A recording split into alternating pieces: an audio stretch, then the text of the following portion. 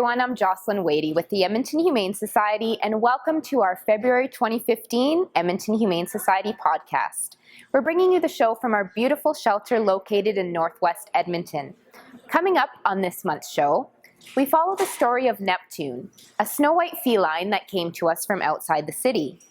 We also talk to Director of Animal Health, Dr. Anthea Smith, about how you can help animals like Neptune through the Sick and Injured Animal Fund. And if you're looking to take some cool classes with your canine this winter, Kristen will be sharing what we offer out of our Canine Enrichment Centre here at the shelter.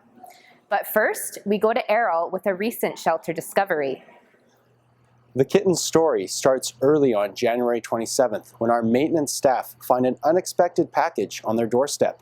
Inside this mysterious package, 11 hungry kittens were anxious to get out. Luckily, these kittens were found in time. However, this scenario is one that happens all too often at the Humane Society. Many people don't realize the dangers of leaving pets outside, susceptible to the cold, as well as the threat of outdoor predators. Although we're located within the city, there are many wild animals in the surrounding area that are not so scarce once the sun goes down. Some are not so lucky. However, for now, we're grateful that these 11 kittens have made it to the shelter safe, healthy, and able to be adopted in the near future. Thankfully, all of these kittens are now thriving and happy. A few are already available for adoption.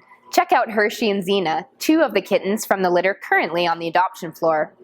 For anyone wishing to surrender an animal to the Edmonton Humane Society, it is important to follow the proper channels to make sure the animals receive the best care. To fill us in on recent changes to our admitting procedures, we now go to Operations Supervisor Mariah. We decided to switch to appointments after we saw a shift in the animal welfare industry going to appointments to better serve customers and animal needs. So we have the ability to better manage our capacity in the shelter so we don't have to close to owner-surrendered animals as much as we have in the past, and to meet the full animal's needs as soon as they enter the shelter. The customer care will be better because we'll have individual one-on-one time. The wait times will be reduced. This will help the animals and the behavior and medical teams prepare for any cases that will be coming in that need special circumstances right away. So if an animal has a broken leg or something, they can have the x-ray machine set up and be prepared as soon as that animal comes in, knowing exactly what time the animal will be coming into the shelter. We will still accept all strays from outside the city of Edmonton on a first-come, first-served walk-in basis, as they are our main priority. Strays from inside the city will still be going to animal care and control. For more information or to make an appointment, check out the Edmonton Humane Society's website. We now go to follow the story of Neptune, a stray cat who shows us how dangerous freezing temperatures can be for homeless animals. Neptune came to us early in the new year, right in the midst of a typical January deep freeze. With temperatures in the -20s, it was a dangerous time to be an animal without a home. Despite their fur coats, animals, like people, can experience frostbite when the temperatures drop. Wet or damp environments pose an even bigger risk for animals to suffer frostbite. Well, unfortunately for Neptune, the cold snap left her with a permanently damaged tail. Our medical staff actually had to amputate because the frostbite was so severe.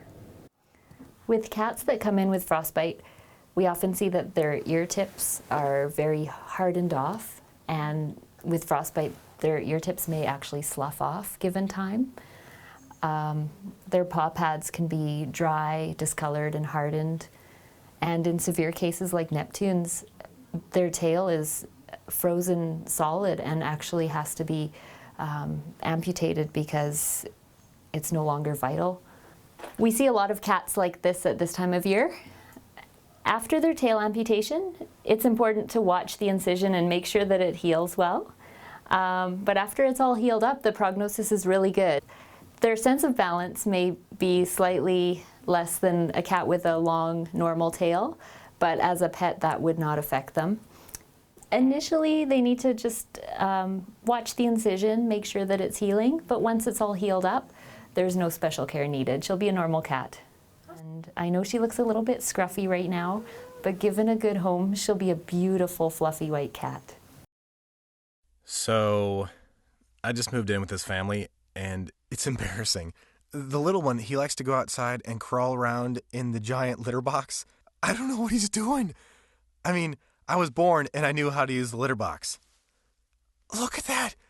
That's disgusting! Oh, poop already! You're making me nervous. Oh, okay, I can't look at this anymore. I really hope he grows out of this, for his sake.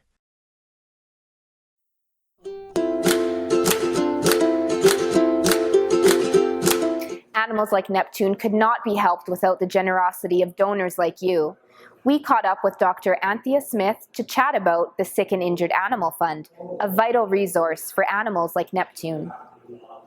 So the Sick and Injured Animal Fund, it provides for needed medical equipment. It allows us to run blood work on sick animals here in-house in the shelter. It helps provide for veterinary time to do these specialized type of surgeries like fracture repair if we're plating a broken leg, anything like that. For these procedures that would take a lot more vet involvement than just a routine spay-neuter.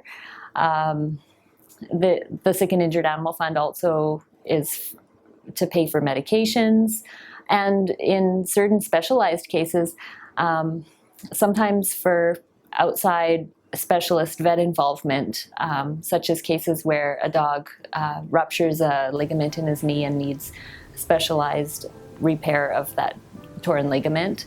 If it has to be done at a specialist center, it'll also pay those type of bills. And just anything to get a sick or injured animal here at the shelter treated and help them recover and get them ready for adoption. So it really is life-saving. We seem to be getting quite a few cases of animals where they come in with a broken leg or sometimes even 2 broken legs. And so as the medical department, we struggle to fix all these cases and get them ready for adoption. If we get a big case of many animals requiring medical treatment, we do our very best to provide them optimal treatment. We still will treat them, give them appropriate pain medication, take x-rays here at the shelter, and come up with a treatment plan to treat their injuries best we can. So we don't turn animals away, and we rely on the Sick and Injured Animal Fund for sure to provide necessary treatment for these injured animals, and without that fund, all this life-saving treatment wouldn't be possible, so we really rely on donations. The funding for the Sick and Injured Animal Fund, it's from donations, just private donors, so we encourage people to donate to that fund because it makes medical treatment of these homeless animals possible. Lately, I've been seeing an increased need for this fund to treat all these injured animals that might come into the shelter. And so we've been relying on the fund, and it's been depleted in terms of a large number of animals coming into the shelter that require this funding through the Sick and Injured Animal Fund for special medical treatment. And so we hope that there's continued donations to this fund in order to help more animals. Well, there seems to be cases every day that require this fund to provide the needed surgical or medical treatment. But one case that comes to mind is Athena. She's a Rottweiler cross, and she came to the shelter with a torn cruciate ligament. She's quite a big dog, so the recommended surgery for that torn ligament is called a TPLO surgery, and it is a somewhat specialized surgery. And thanks to the Sick and Injured Animal Fund, we were able to have this surgery done off-site at a private vet clinic that was able to do the surgery. And the surgery's quite involved. It involves doing bone surgery. And thanks to the fund, she had the surgery that she needed. She's in foster care for recovery. And now she'll have a chance at adoption and has received the care that she needs. Without the fund and without the surgery, she would not have been adoptable. So donations to the Sick and Injured Animal Fund are very important. Well, donations to this fund go directly for medical care for any sick or any injured animals. So for helping facilitate surgery for them or medical care for them, it goes directly to these animals that have these special medical needs. Here at the shelter, we do treat parvovirus if a puppy does come in with parvovirus. Thankfully, because of vaccination, the disease is becoming rare. But when a puppy comes in with this life-threatening disease, we treat them with IV fluids, antibiotics. They're in isolation, and the Sick and Injured Animal Fund pays for the puppy's blood work, the medicine and supplies, and any care they might need. And in 2014, we were able to successfully treat all our parvo cases and get the puppies ready for adoption. So they've all been happy outcomes, thankfully, thanks to this fund. To donate to this important fund, please visit our website or donate in person at our shelter. We always love getting updates on how our animals are doing in their forever homes. We had a chance to catch up with Kara Duncan, who recently adopted from our shelter. First of all, tell us what brought you to the Edmonton Humane Society in the first place. Well, I actually found Coda as a stray, so then I took her to the Animal Care and Control Center so that her previous owners could find her. But then after a certain waiting period of like a week, she got transferred here, so I adopted her. Wow, okay, so you were the person who originally found her. Yeah. So what was that circumstance? Like, where did you find her and how did that happen? I found her at like 5 a.m. on my way to work in Capilano area. Yeah, she was outside. She actually like ran in front of my car, so. You brought her into the animal care control, and at that time when you found her, did you know that you might possibly want to adopt her in the future, or was that something you were still thinking about? Yeah, you knew right away that you thought you might want to adopt her. So when she ended up on the adoption floor, did you already know? Like, did you get contacted, or? Yeah, they called me. Okay, so you came in and you adopted Nala, who has now had her name changed. So tell us a little bit about who we have here now. She's really energetic. She's just still a puppy, but she's pretty good at like sitting, laying down, take a paw, kind of like the basics. And so you decided to change her name? Yeah, I did. I wasn't really sure on a name when I came to pick her up, but that's what I was kind of leaning toward. But then. And so what did you decide on? Coda. You decided on Coda, okay. And so tell us a little bit about Coda in terms of what's her personality like, how's she fitting into your house, does she have any pet siblings? Yeah, we have 2 chocolate labs that are fully grown that she gets along pretty well with. I think she might be a bit energetic for them because they're a little bit older, but she mostly likes to play with them or chase a ball and that kind of thing. Awesome. And how is she doing behavior-wise? Does she have any? Oh, she's good. She's pretty laid back. Like, I take her to work with me and she kind of stays there all day, and then at home she gets her kind of crazy out with the other dogs, and then. And so we talked a little bit earlier before we started here that she's actually in some classes right now. So we just started that at the beginning of January, and it's going really well. Like, she's a little bit scared of other dogs, so sometimes that can be challenging, but they have the class like spread out enough that she sometimes gets over it.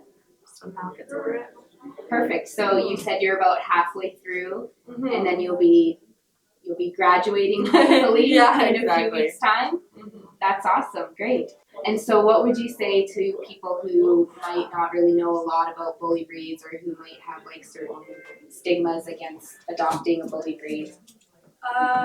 Well, I guess like because I've done like lots of research since adopting her, and like I found there's like a lot of myths associated with it. Like, sometimes people will be like terrified of her, even though she's like so friendly with people.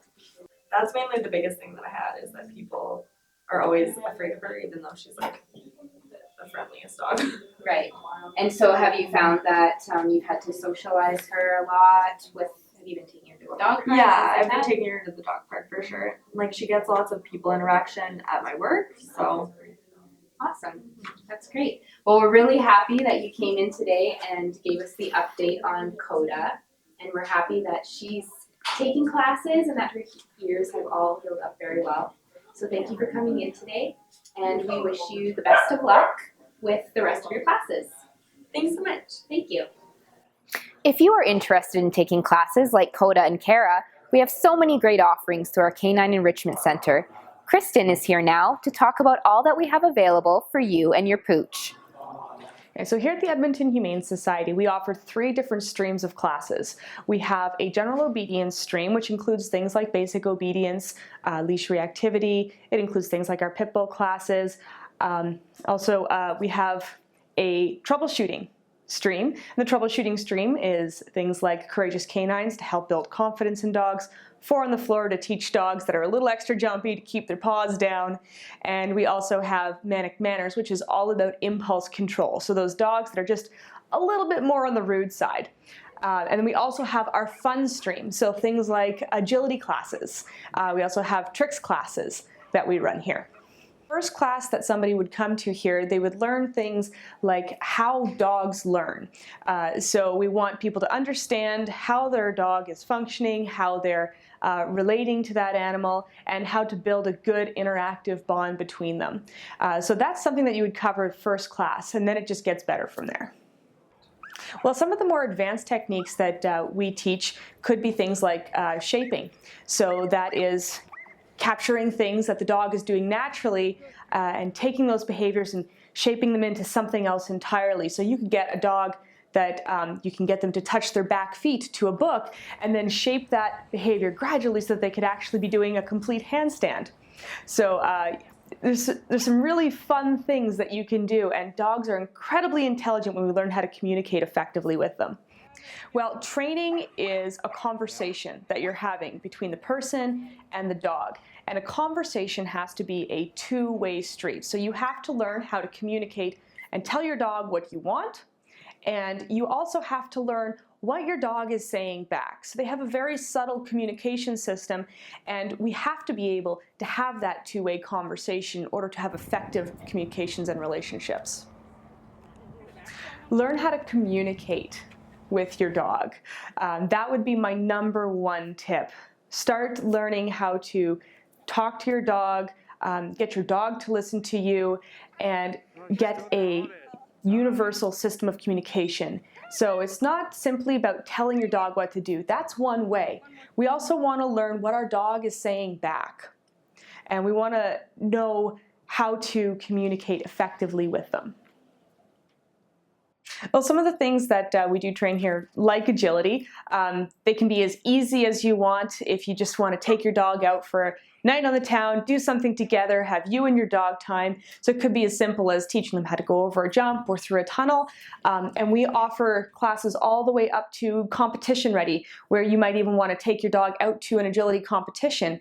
And so you can teach them directional controls. You can teach them skills like 2-on, 2-off, where they're hitting the targets on the contact obstacles every time. Things like weave poles, which require a dog to go out and weave around poles independently. You can't lure them through and try and cheat that way. We actually teach you how to get the dog to think their way through a course, which is fantastic.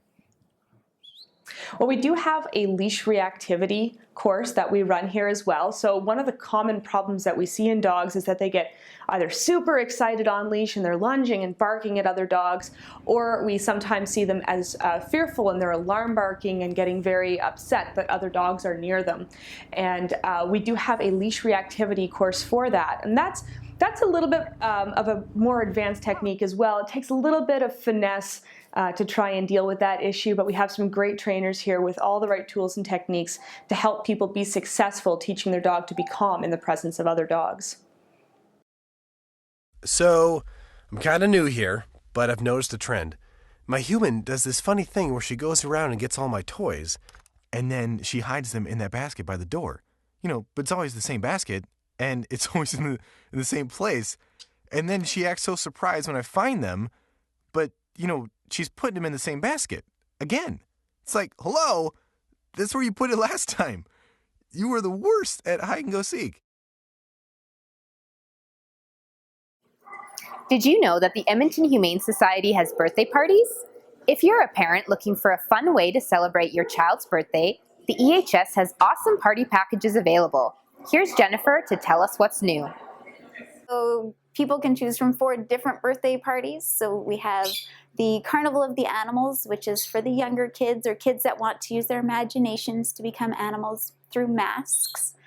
The second one is Gone to the Dogs, which is where children get to make it dog enrichment. They get to bring that out to the dogs in the back of the shelter, and then they do get to play with some puppies. The third birthday party choice is Lord of the Strings, where children get to make a cat enrichment, bring them to the cats in the back, and then they get to play with kittens. And then the last one is Pet Detective. So children get to do a scavenger hunt through the shelter to find different clues, to solve a puzzle, and they get to play with the animals in our classroom here as well. All of the proceeds from our birthday parties go right back to the shelter, and in fact, we are helping the animals that come into our care each year. And it's fun. All of our birthday parties can be booked online at edmontonhumanesociety.com. Just go in the top right-hand corner where it says search, type the word birthday, and it will lead you right to a page with all the details, as well as a link to register right there online. All right, so we have Doug here with us at the Edmonton Humane Society, and Doug, you just adopted a dog. I did. Okay, and so you came down here today. You said you came in from out of town. That's right. So you guys are not from in the city. No. So where are you from? We're from Riley, Alberta. And how far away is Riley? Riley's about an hour and 10 minutes. Okay, so you came into the city today, and you came to our adoption gallery, and what did you find today? We found Norman, who is a Bichon, 10 years old, and perfect for us. Awesome. So you said you were looking for a smaller dog. Smaller dog, yeah. Somebody that doesn't shed. Doesn't shed and is perfect with old people. So here we are. Yeah, so you're picking up a guy who's a little bit more low-key. Yeah. So what makes Norman perfect for you guys? Special because he was a small dog. He was standoffish. Didn't come to the window and wag his tail. So he needed to warm up to you a little bit. Needs to warm up first. to us a little bit, and that was the kind of thing. And we went in to see him, and he didn't growl or snarl, which was a good thing. Mm-hmm. Yeah. And there's something a little bit extra special about Norman. Well, Norman has one eye, which is going to be really fun to look after, I think. Yeah, so you're getting a little bit of a pirate dog, I think. Yeah, pirate. That's a good. A pirate dog is a good idea. Yes, I think it's fun. So are you going to keep the name Norman? Have you decided? Oh yeah. Yeah, I mean, he lives with Norman, so he can stay with Norman. Why would you call him anything else? All right, awesome. All right, so you guys are heading home today. Yeah. Any plans for? Do you have any? Is Norman going to have any pet siblings? No. He's going to be the only dog. Okay, so And he won't. spoiled rotten. Awesome. So there won't be any adjustments. No adjustment with dogs. No kids. Great. So he's going to be spoiled, basically. Yes. All the attention on him. Yes. That's awesome. Well, we're really glad that you guys came in today. Okay. And thank you so much for talking with us as well. Not a problem. And we wish you the best of luck with Norman. Oh, thank you. It's going to be fun. Awesome. There. Thanks, guys. Thanks. And we are at the end of our show already. A reminder to please think of our shelter animals and donate however you can. As a nonprofit charitable organization, we greatly depend on donor support to care for about 13,000 homeless animals each year. Please visit our website, edmontonhumanesociety.com, for how you can donate, and thanks to all of our supporters. Thanks to Shaw TV for airing our show on their station at no cost, the only news magazine show produced by and for an animal shelter. Thanks to Errol Delorier for the magic behind the camera. Take care and don't forget to follow us on social media. We're on Facebook, Twitter, and Instagram, and we love to hear from you. See you next time.